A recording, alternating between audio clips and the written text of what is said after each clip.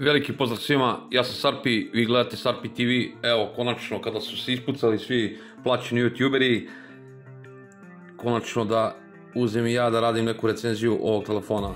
Evo, ispred nas je Xiaomi Redmi Note 11, najjači model sa 6 GB RAM i 128 GB interne memorije. Evo ga, telefon Gorilla Glass 3 zaštita.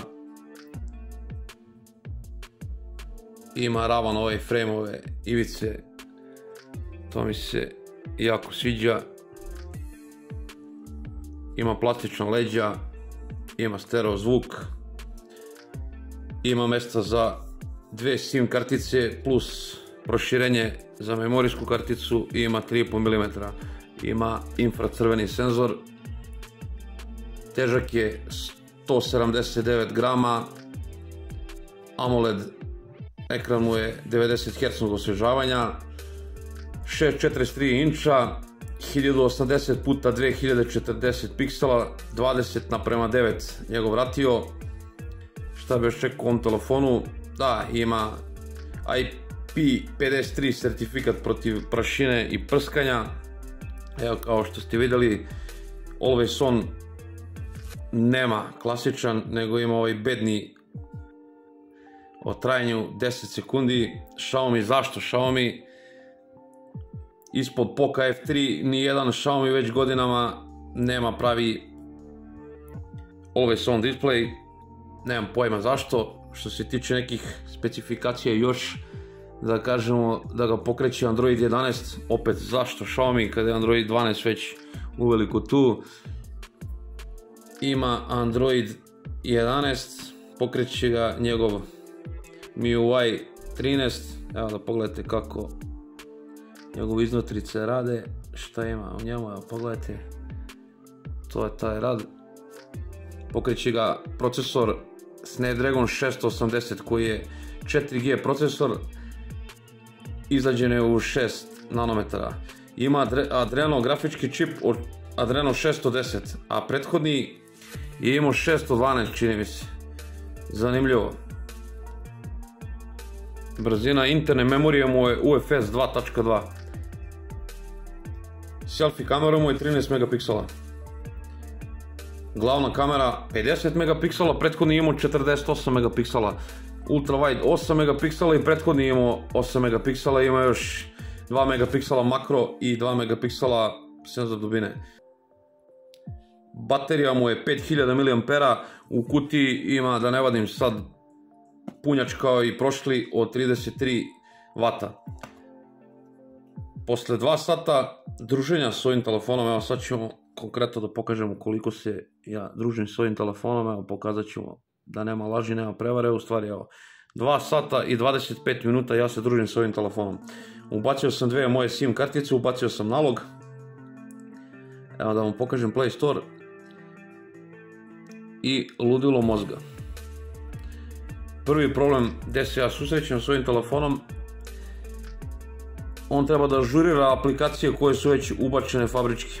Evo, to su ove aplikacije, klasični ovi Googleove aplikacije. On je ažurirao YouTube i par aplikacija. Evo, malo pre sam bio prekinuo zato što sam počeo da snimam ovaj video. Već 2,5 sata su ove aplikacije, instaliranje, downloadovanje su na čekanju. Nemam pojma šta se to dešava. Evo da vam pokažem jedan Antutu Score. Posle 2,5 sata, znači ovo prvo što radim. Ovo je toliko bedan skor da ja ne znam šta da kažem. Ja sam mislio da u 22. godini neću da vidim Antutu Score ispod 300.000, ali sam se tu prevario. Ovo je Antutu Score je toliko slab da ne znam šta bih vam rekao. Jedan Huawei P40 Lite iz početka 2020. godine ima 100 i nešto hiljada jači Antutu Score. Tako da to je slabašnji procesor kao i prethodni. Jedino je tu meni ok taj njegov display koji je AMOLED 90 Hz osvježavanja, 1000 nita vidljivost. međutim u narednih par dana ću se zabaviti detaljnije s ovim telefonom, tako da ovaj video ću snimati iz 3 dela. Ovo je prvi deo posle 2,5 sata korišćenja, ne mogu sad da pričam ni o kamerama. U nastavku videa ćemo detaljnije se pozabaviti i ovim njegovim kamerama i dati neki zaključak, tako da prvo pogledajte kamere pa ćemo da nastavimo.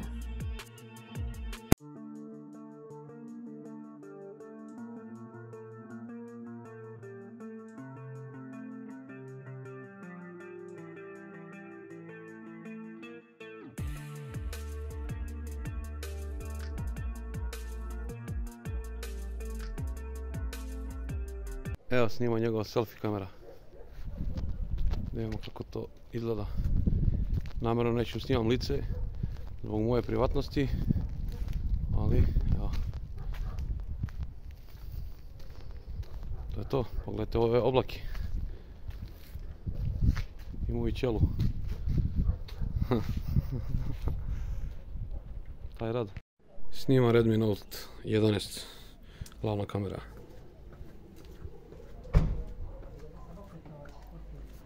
Malo je oblačno, nema sunca. Tako je kako je.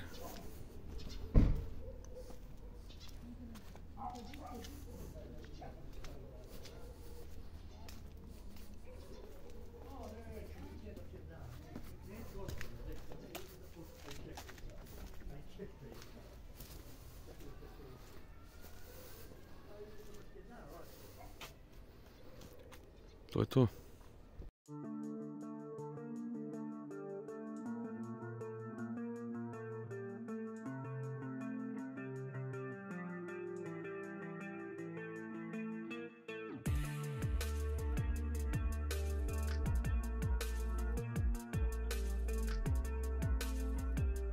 Evo da vidimo kako snima Redmi Note 11. Noć. Pada kiša.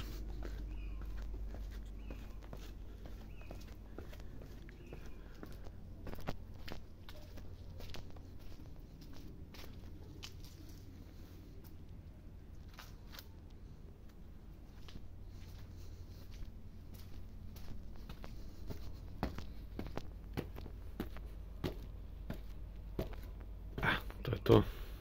Evo da nastavimo. Ako ste odgledali video i slike, ja mogu odmah da kažem da su slike blagi užas za mene.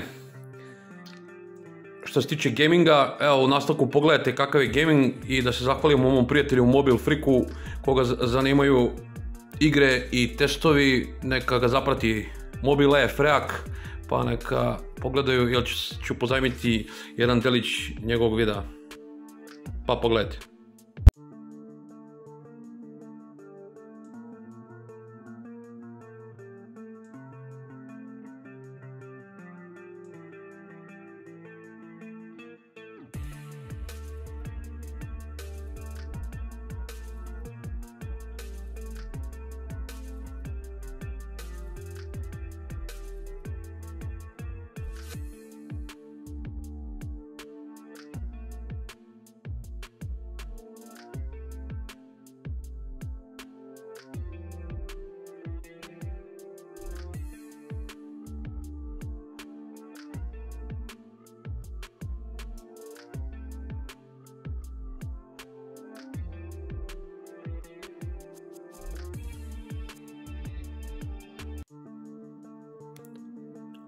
Evo, ako ste odgledali među njegovim video klipovima možete da vidite ovaj telefon u poređenju sa nekim drugim telefonima tipa sa iPhoneom 7, iPhoneom SE. Po brzini otvaranja ne bi više trošio vreme na njega. Evo, posle 2 dana korišćenja njega kao primarnog modela telefona, evo da vam pokažem ovo vezano za instalaciju. Samo da upalim čas internet za instalaciju njegovih aplikacija. Znači, on posle 2 dana nije instalirao fabričke aplikacije. Znači vi morate da zaustavite ažuriranje ovih aplikacija da bi instalirali neku aplikaciju koja vama treba, znači neku igricu ili šta ja znam. Znači ovo je katastrofa, vjerojatno problem sa MIUI-om. ovako jedan zaključak za ovaj telefon. Ovaj telefon košta više od 200 evra, zato što je ovo najjači model ovog telefona. Sem ovog izgleda ovako, na prvi pogled, što kopiraju iPhone s ovim ravnim frame-om, što se meni sviđa, što je meni top. Inače, očajna plastika, kamere nikakve. Jedino dobro na ovom ekranu, to je taj AMOLED ekran 90 Hz osvježavanja, koga to interesuje, i njegova baterija. Sve ostalo je za izbjegavanje, zato što za ovaj novac možete kupiti mnogo ozbiljniju mašinu iz prošle godine, zašto da ne. Ovaj telefon, kad se uporedi sa, po meni, najboljim telefonom za Best Buy uređaje srednje klase, je Realme 8. Realme 8 je za ovo iPhone S klasa Samsungova. Ja ne znam šta da kažem, ovo je telefon katastrofa. Za starije vas koji znate Xiaomi kako je pravio nekad Note seriju, sjetite se Redmi Note 3, 4 telefona koji su imali aluminijumsko kućište, mnogo ozbiljniji telefoni su bili u to vreme kad se uporede sa konkurencijom. Ovaj telefon je, blago rečeno, bruka i hvala Bogu, pa imam mali kanal i nemam sponzore. Xiaomi, ikad, ako mi se javi, ako ovaj kanal naraste, bit će doviđenja, čao. Znači sa njima, jer ovo kad bi meni neko dao da ovaj telefon testiram i da moram da im vratim, ja bih morao da lažem samog sebe. Znači ja ne želim da lažem samog sebe. Da li ovaj telefon preporučujem? Pa nikome ne preporučujem, ali ako ste ga već uzeli, ok, ako je vama dobar, meni još bolji. Zato što vidim da se prodao već u dosta primjeraka. Mnogi ljudi ni ne kapiraju ovo što ja pričam, zato što većina ljudi koristi telefone za telefoniranje. Znači ovo je telefon odličan za telefoniranje, povremeno korištenje neke društvene mreže i ništa više osim toga, i neku manje zahtjevnu igricu. To je to. Ali za malo neki ozbiljniji rad, da date velike pare za ovo, jedino ako vam ga neko pokloni, i poklonu ne treba se gleda u zube, tako da ne znam šta bih vam rekao. Znači nemojte baciti pare. Zaobiđite ovaj telefon u najširem luku, a pošto vidim da su izbacili dosta tih telefona, najvjerojatnije da ću ja da ih totalno zaobiđem. Ja više neću da bacam svoje pare na ovakve telefone. Znači Xiaomi, ovo je sramota. Ko nije zapratio, neka zaprati, nek baci u komentaru neko svoje mišljenje, neki like, i vi sektaši Xiaomija, nemoj da se ljutite. Budite malo objektivni, ne zatvorenog uma, pa bacite pogled i uporedite da li ovaj telefon stvarno vredi ovaj novac. Ovaj telefon na tržištu košta oko 250 evra. Tako da budite mi pozdravljeni, pozdrav svima i svakom dobro želi, Starpi TV.